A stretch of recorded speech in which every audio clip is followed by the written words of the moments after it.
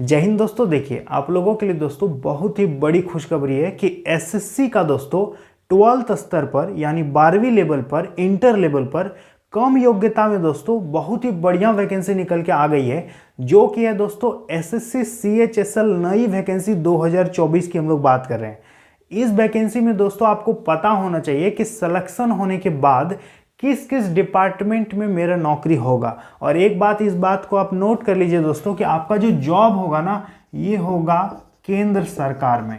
ठीक है, ये स्टेट गवर्नमेंट का जॉब नहीं है, ये राज्य सरकार का नौकरी नहीं है, ये केंद्र सरकार की नौकरी है। आपको जो वेतन दिया जाएगा वो सेंट्रल गवर्नमेंट देगी। ठीक है, कौन देगी? केंद्र सरकार देगी। और हाँ दोस्तों, केंद्र सरकार की नौकरी की सबसे बढ़िया खास बात है कि एकदम पक्का 1 तारीख को सैलरी आ जाता है। तो इस वैकेंसी में दोस्तों यदि आपका सिलेक्शन हो जाता है, बढ़िया से आप मेहनत करते हैं, तैयारी करते हैं, तो दोस्तों लगभग 32,000 से ऊपर आपका शुरुआती वेतन होगा।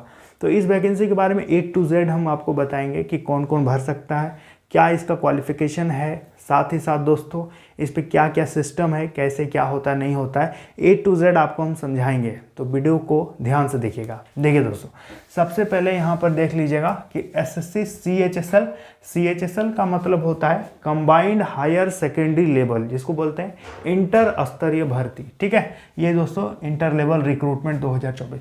सबसे पहले जान लीजिए कि इस पर कौन कौन सा विभाग है। यदि आपका इस पर जॉब होता है दोस्तों, तो केंद्र सरकार में कोई एक मंत्रालय या कोई एक विभाग तो है नहीं, बहुत तरह का मंत्रालय है, बहुत तरह का डिपार्टमेंट है। तो देखिए सबसे पहले आप यहां ध्यान दीजिए, CBI central bureau of investigation, उसी तरह से दोस्तों आईबी है, ठीक है, एनआईए है, एनटीआरओ है।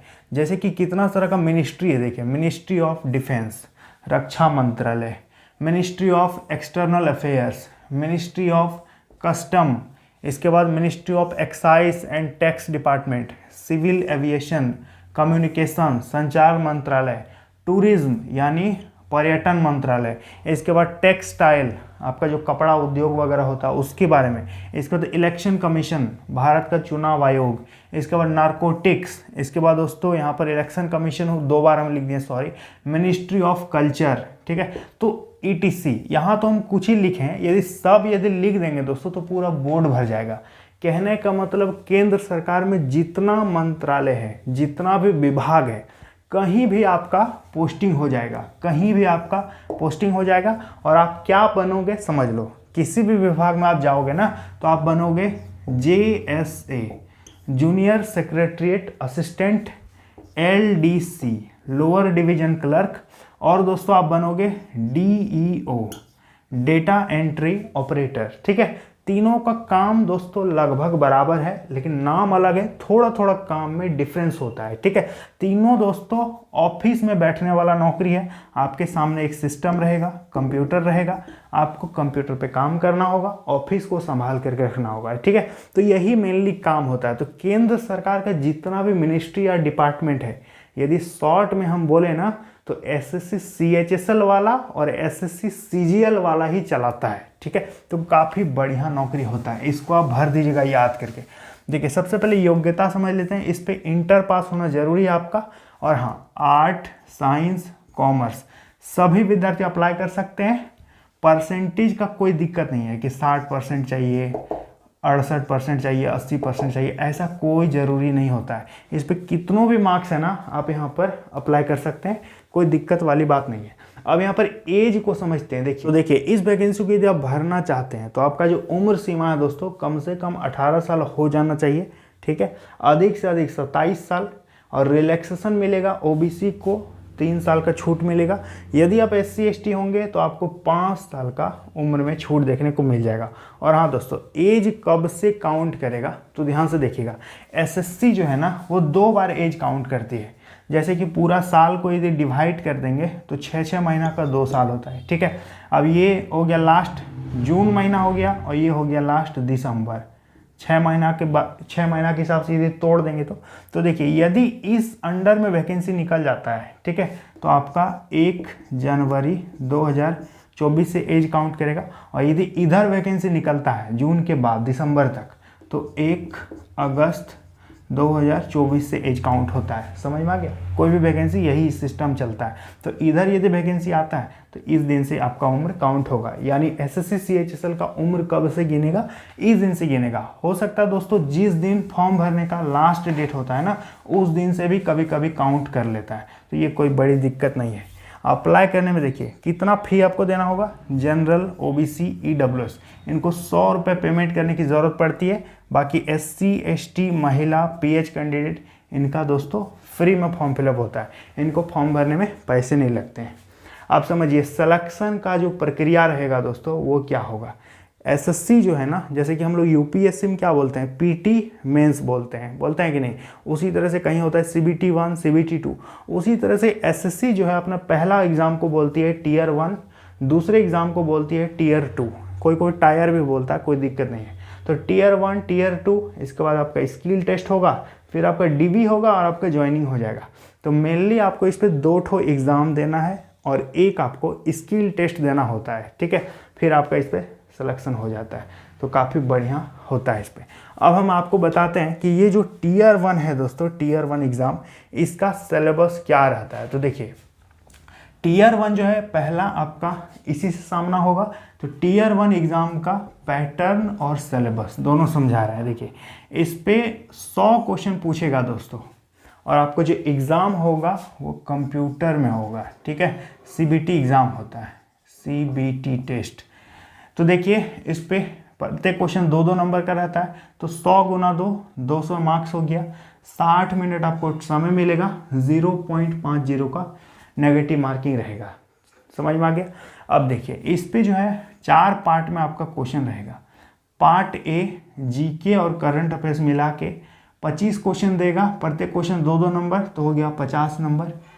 पार्ट बी में आपका रीजनिंग से पूछेगा 25 क्वेश्चन, 25 गुना 2, 50 नंबर हो गया रीजनिंग से।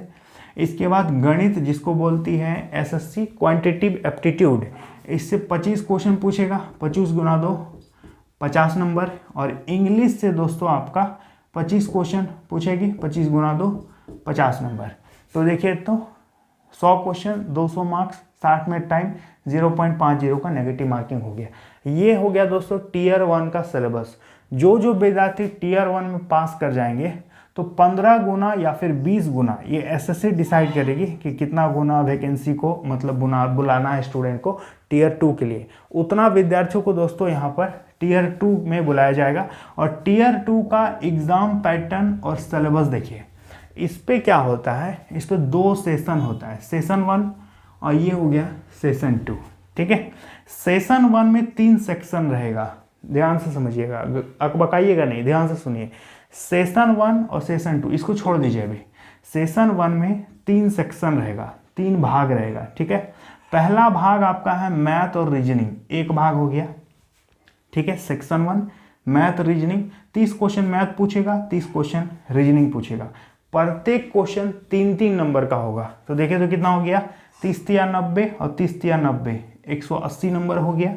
मैथ रीजनिंग समय मिलेगा 1 घंटा। क्लियर है यहाँ तक? अब सेक्शन 2 में देखिए जीके और इंग्लिश एक साथ रहेगा। जीके से पूछेगा 20 क्वेश्चन, इंग्लिश से पूछेगा आपका 40 क्वेश्चन। तो टोटल 60 नंबर हो गया, 60 क्वेश्चन हो गया, 60 दिया 180 मार्क्स हो गया, ठीक है। इस पे भी समय आपको 1 घंटा मिलेगा। इसके बाद सेक्शन 3 में देखिए कंप्यूटर से रहेगा 15 question, basic knowledge of computer आपका चेक करेगा, 15 क्वेश्चन, 15 दिया 45 मार्क्स हो गया। इस पे समय मिलेगा आपको 15 मिनट, ठीक है। तो ये है टीयर 2 का सेशन 1। टीयर 2 का सेशन 2 की बात करेंगे तो इस पर आपका स्किल टेस्ट होगा, टाइपिंग टेस्ट। इस पर आप टाइपिंग में देखिए, टाइपिंग में आप कृति देव ले सकते हैं, मंगल फॉन्ट ले सकते हैं। और इंग्लिश टाइपिंग आप यदि करना चाहेंगे तो आपको इंग्लिश में 30 वर्ड पर मिनट आपको टाइप करना होगा। और हिंदी में यदि आप टाइप करेंगे तो दोस्तों आपको यहाँ पर 5 वर्ड कम कर देगा, 25 वर्ड पर मिनट के हिसाब से आपको यहाँ पर टाइप करवाएगा। क्लियर है? तो यहाँ पर आपको टाइपिंग करना होगा, 25 मिनट यहाँ पर टाइम मिलेगा। और टाइपिंग का दोस्तों एक्यूरेसी देखिए, एक्यूरेसी कितना है, 95% आपका सही होना चाहिए। 5% यदि गलत हो जाता है तो वहाँ पर माफ होगा, ठीक है। 5% गलती माफ रहेगा, 95% आपको सही करना होगा टाइपिंग में, ठीक है। तो सबसे पहले इसका अप्लाई डेट देख लेते हैं। देखिए 2 अप्रैल से ऑनलाइन चालू हो रहा है, ठीक है। हो सकता है रात तक में फॉर्म निकल जाए, कभी भी ऑनलाइन चालू हो सकता है। तो 2 तारीख को फॉर्म आना है। एम्प्लॉयमेंट न्यूज़ में भी दिया हुआ है, एसएससी का कैलेंडर में भी दिया हुआ है, तो घबराने का कोई ज़रूरत नहीं है। ये दोस्तों 2 तारीख से फॉर्म चालू हो रहा है। अब हम आपको इसका जॉब प्रोफाइल बताते हैं। देखिए जॉब प्रोफाइल, इसका काम क्या रहता है? तो काम रहेगा दोस्तों, ऑफिस में जितना भी तरह का कागज पत्तर बनाना है, ठीक है, वो आपको बनाना होगा। ऊपर से कोई लेटर आता है, उसका जवाब आपको बना करके भेजना पड़ेगा, ठीक है। जितना भी तरह का लिस्ट होता है वो आपको रेडी करना होगा। जो भी जिस पदाधिकारी के अंदर काम करेंगे, जो भी आपको ऑफिसर होंगे, वो जो बोलेंगे कि इस लेटर का बनाओ जवाब, तो आपको बनाना होगा। ये ईमेल कर दो तो आपको करना होगा। मतलब जितना भी क्लरिकल काम है, कंप्यूटर पे यदि आप एक बार बैठ गए तो उस ऑफिस से जुड़ा हुआ जो भी काम है, लेखा जोखा सब चीज़ आपको करवाएगा। अब ये डिपेंड करता है कि आपका कहाँ पर पोस्टिंग होता है। इतना तरह का विभाग है, इतना तरह का मंत्रालय है, कहीं भी आपका पोस्टिंग हो सकता है। आप सीबीआई में चले जाएं, इनकम टैक्स ऑफिस में चल जाएं, या फिर सीआईडी में चल जाएं, आईबी में चल जाओ, या फिर दोस्तों शिक्षा मंत्रालय में हो जाए, या फिर पर्यटन विभाग में हो जाए, कहीं भी हो सकता है। तो ये कोई बड़ी बात नहीं है। अब हम आपको बताते हैं कि इसका एग्ज़ाम आप कहाँ कहाँ दे सकते हैं। तो देखिए अपने राज्य में आप एग्ज़ाम दे सकते हैं, ठीक है। हर राज्य में 5, 6, 8 बड़े बड़े शहर जहाँ ज़्यादा हैं वहाँ पर ज़्यादा सेंटर बना है। जैसे कि यदि झारखंड की बात करेंगे या बिहार को देख लेते हैं, तो बिहार में दोस्तों बहुत तरह का एग्ज़ाम सेंटर है। जैसे पटना है, आपका मुजफ्फरपुर है ना, भागलपुर है, तो आरा है। इस तरह से बहुत तरह का एग्ज़ाम सेंटर है। मतलब जहाँ आप अपने स्टेट में दे सकते हैं एग्ज़ाम, कोई दिक्कत वाली बात नहीं है। जब आप फॉर्म भरिएगा ना, तो आपसे पूछेगा CR से भरिएगा कि ER से भरिएगा कि WR कि NR कि SR, इस तरह से आपसे पूछेगा। तो जिस भी जोन को आप चुन लीजिएगा ना, जैसे ये वाला चुन लिए, तो आपको यही एग्ज़ाम सेंटर चुनना पड़ेगा।